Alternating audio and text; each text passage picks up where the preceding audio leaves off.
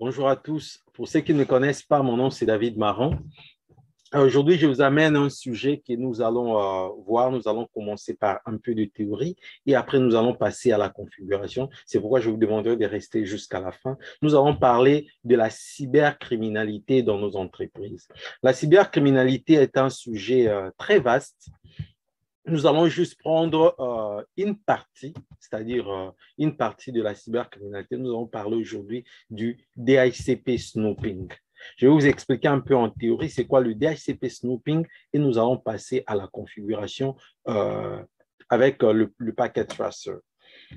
Dans les cadres d'obtention automatique des adresses IP, un serveur DHCP est chargé de la configuration des différents clients dans un réseau informatique. Pour ce faire, le client envoie tout d'abord une requête au réseau par broadcast. Le broadcast, c'est un message qui est envoyé à tous. Le client entend ainsi la réponse de l'un des serveurs DHCP disponibles dans le réseau. Tous les serveurs DHCP disponibles dans notre réseau vont répondre à cette requête. Si plusieurs serveurs sont activés au sein du réseau, le client choisit la première réponse qui lui parvient. C'est ici où se trouve le grand problème, c'est-à-dire parce que c'est ça même le point faible du système, la porte d'entrée pour les cybercriminels que nous appelons communément les hackers. Il est possible aux hackers d'intégrer un autre serveur DHCP, c'est-à-dire un faux DHCP, c'est-à-dire un serveur DHCP des hackers qu'on appelle le rogue DHCP server ou le serveur DHCP non autorisé. Lorsqu'un serveur de ce type parvient à répondre au client en premier, le participant, c'est-à-dire notre client, notre ordinateur ou n'importe quel équipement que nous avons au réseau, reçoit des informations des configurations via ces serveurs nuisibles, ces serveurs DHCP du hacker, du cybercriminel. Le rogue DHCP server envoie alors des données erronées et manipulées. Le client est donc paramétré de façon erronée. Le client ne se rend pas compte jusque-là que les informations qu'il a reçues, les adresses IP, les default gateway, le DNS, tout ça viennent du hacker. Il est ainsi possible d'effectuer un DHCP spoofing, l'usurpation DHCP, c'est-à-dire de piloter le client vers une fausse passerelle. C'est-à-dire le hacker, quand il publie sur son DHCP, sur son serveur DHCP, il envoie l'adresse IP à nos clients. Il envoie le default gateway. C'est default gateway, cette passerelle par défaut. C'est la passerelle par défaut du hacker. Le DNS, ça passe par le hacker. Tout passe par le hacker. Notre client passe par le hacker sans se rendre compte. À travers cette passerelle, le cybercriminel peut intercepter le transfert des données et obtenir les informations sensibles. La solution à ces problématiques est la configuration du DHCP snooping, qui empêche toute prise de contact avec des serveurs nuisibles. Je vais un peu expliquer tout ce que je viens de vous dire là en théorie, l'expliquer un peu avec la topologie à l'appui. Vous aurez un peu vraiment l'idée de comment ça se passe avec le hacker. Ici, nous avons notre entreprise. Ça, c'est notre entreprise. Nous avons ici notre entreprise. La partie ici, tout ça, c'est l'entreprise. La partie ici en vert, c'est notre entreprise. Nous avons notre serveur DHCP qui doit fournir des adresses IP à nos ordinateurs ici. Le réseau que nous utilisons ici dans notre entreprise, c'est le réseau 192.168.1.0/24, c'est-à-dire 255 3 fois. Les ordinateurs vont recevoir des adresses IP venant de ces serveurs ici. Mais qu'est-ce qui se passe? Le hacker arrive à se glisser dans notre entreprise. Il va brancher son serveur à lui. Le serveur ici en rouge, le serveur du hacker. Lui, il met son réseau, c'est le réseau 10/24. Et il a un default gateway, par exemple, disons c'est 10.0.0.1 et un DNS et tout. Qu'est-ce qui va se passer? Le client, il va faire la requête, une demande pour avoir l'adresse IP. Le premier serveur qui va répondre à sa requête le client va obtenir de lui l'adresse IP. Qu'est-ce qui va se passer? L'ordinateur ici, quand il fait la requête, au cas où c'était, parlons du PC ici, il fait sa demande. Le 2 ici répond. Le serveur ici va répondre parce que c'est un message broadcast, un message envoyé à tous. Le serveur nuisible du hacker aussi va répondre. Si le serveur du hacker répond le premier, qu'est-ce qui va se passer? Notre ordinateur ici sera paramétré avec une adresse IP de 10.10.0. Peu importe l'adresse, le dernier octet, ça peut être 2, 3, 4, ainsi de suite. Il reçoit cette adresse IP sans se rendre compte que lui, l'adresse IP qu'il a reçue, lui, cet ordinateur ici, ne vient pas de notre serveur ici. Il lui donne une adresse IP, il lui donne aussi son default gateway. Disons, c'est le point 1. Qu'est-ce qui va se passer? Toute la communication de notre ordinateur ici passe par le hacker ici. Et il va sur Internet.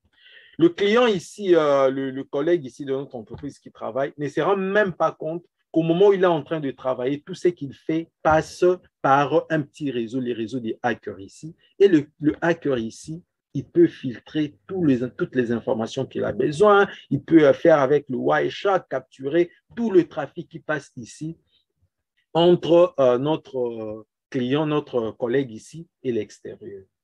Maintenant, pour éviter pareille situation, il nous faut, la solution, c'est configurer le DHCP snooping. C'est la configuration du DHCP snooping. On va passer à la configuration. Je vais vous montrer comment configurer le DHCP snooping. On va tester. Vous allez aussi voir comment le hacker va donner son adresse IP et puis comment nos ordinateurs vont réagir. Et après la configuration du DHCP snooping, nous allons remarquer la différence ensemble. Passons à la pratique. Ici, nous avons notre réseau d'entreprise. Ça, c'est notre réseau d'entreprise. Notre réseau ici, notre réseau ici, si je venais ici sur mon ordinateur, le premier ordinateur ici, et que je faisais la commande ici, je faisais la demande DHCP, vous voyez, il reçoit une adresse IP. L'adresse IP qu'il reçoit, c'est dans le réseau 192.168.1.0. Lui, il reçoit le point 1. On regarde ici le DNS, il a reçu le DNS, il le reçoit à partir de cet ordinateur ici, le DHCP ici. Si on venait aussi au second, ça sera aussi pareil, on fait la demande. Il va recevoir aussi une adresse IP, il reçoit aussi dans le même réseau. Si je venais par exemple ici, dans ces mêmes ordinateurs ici, j'ai fait IP config, enter. Il me dit, mon adresse IP, c'est le 192.168.1.1. Si je faisais IP config / renew, il me dit, la commande ici, c'est pour dire renouvelle. Moi, je veux encore une adresse IP. C'est comme s'il faisait encore la demande. Il lui donne la même, il lui donne encore l'adresse IP dans la même, dans la même rangée, c'est-à-dire dans le réseau 192.168.1.0/24. Maintenant, qu'est-ce qui va se passer? Nous allons maintenant essayer de brancher supposer, simuler ici que notre réseau est attaqué. Il y a un hacker qui a branché son serveur DHCP. Le hacker ici, il a configuré son serveur de la manière suivante. Si on vient ici, on donne par exemple une adresse IP à cet ordinateur du hacker, disons par exemple ça. Et après, il a un serveur à lui. Ces serveurs ici, il a plutôt cette option de DHCP. On regarde ici le DHCP, on active. On dit par exemple, ça c'est le serveur du hacker que nous sommes en train de configurer. Son réseau à lui, ça sera, écrivons ça ici comme ça. Je fais hacker pour faire juste la différence. Le hacker, son default gateway, il dit par exemple 10.1, 10.10 par exemple. Son DNS, il dit 10.00, disons 0.7. L'adresse IP dit, ça commence par le 00. Prenons ici 10.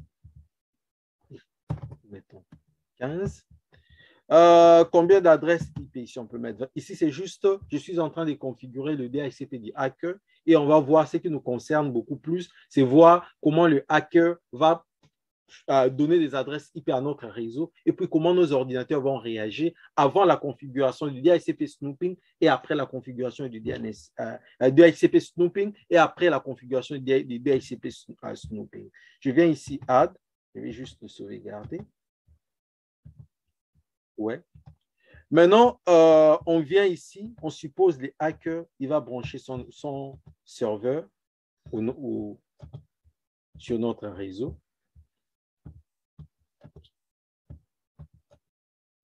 On va vite vérifier ici. L'adresse IP du hacker, du serveur du hacker, c'est ipconfig. Son adresse IP est 10.0.0.1.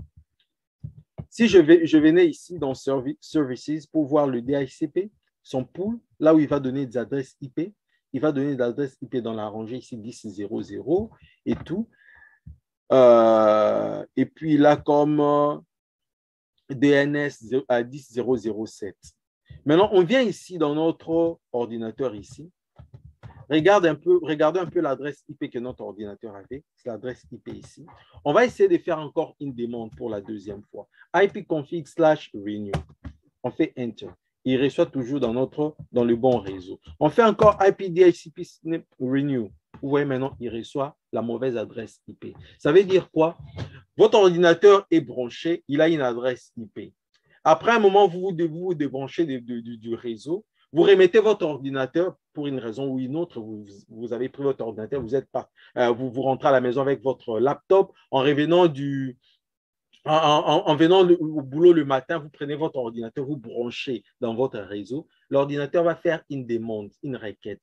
Il va faire la demande comme pour dire « Hey, je suis là, cher DHCP, donne-moi l'adresse IP. » Le DHCP, le premier DHCP qui lui donne l'adresse IP, l'ordinateur prend cette adresse IP. Regardez ici, avant notre ordinateur avait cette adresse IP. Maintenant, les hackers, quand il a branché son serveur, ces serveurs nuisibles, regarde, notre ordinateur, il a maintenant serveur, l'adresse IP dans le réseau du hacker. On peut faire encore une deuxième fois renew.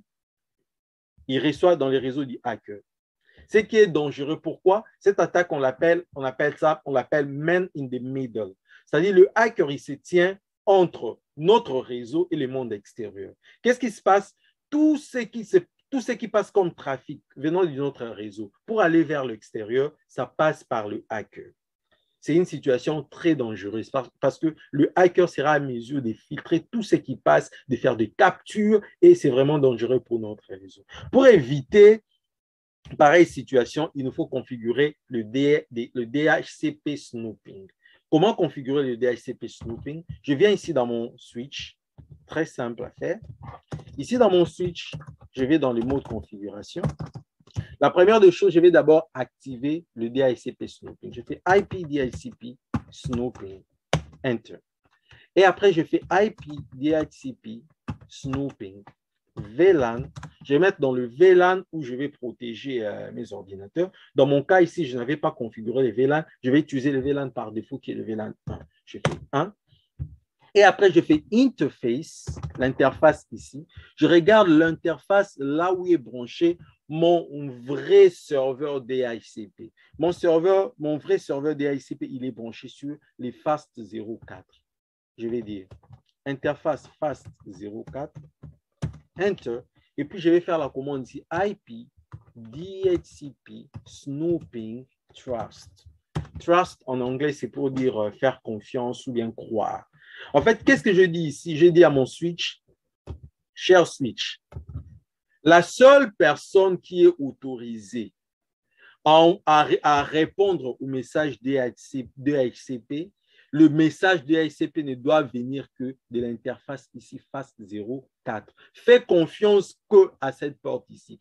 Tout le reste des portes, toutes les portes qui restent ne peuvent pas répondre aux demandes DHCP. Qu'est-ce qui va se passer maintenant? Quand le serveur du criminel ici, le serveur DHCP nuisible ici, va tenter de répondre, le switch va lui dire hey, arrête, Tu n'as pas le droit de répondre parce que seule l'interface FAT04, d'où est branché, là où est branché notre serveur DHCP, seule cette interface a le droit de répondre aux demandes DHCP. Maintenant, remarquons qu'est-ce qui va se passer.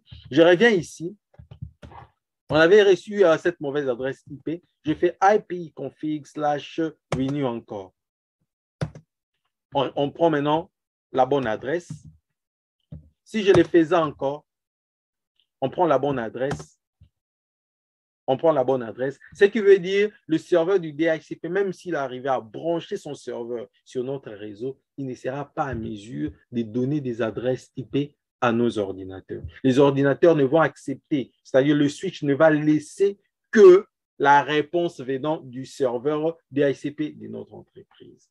OK, merci beaucoup. C'était juste une petite vidéo pour vous montrer comment vous protéger votre réseau des attaques de cybercriminels. Aujourd'hui, nous allons juste parler de IPDHCP snooping et à la prochaine, je vais lancer encore d'autres vidéos où je vais vous montrer encore d'autres méthodes pour sécuriser votre réseau des différents types d'attaques venant de l'extérieur, venant des hackers.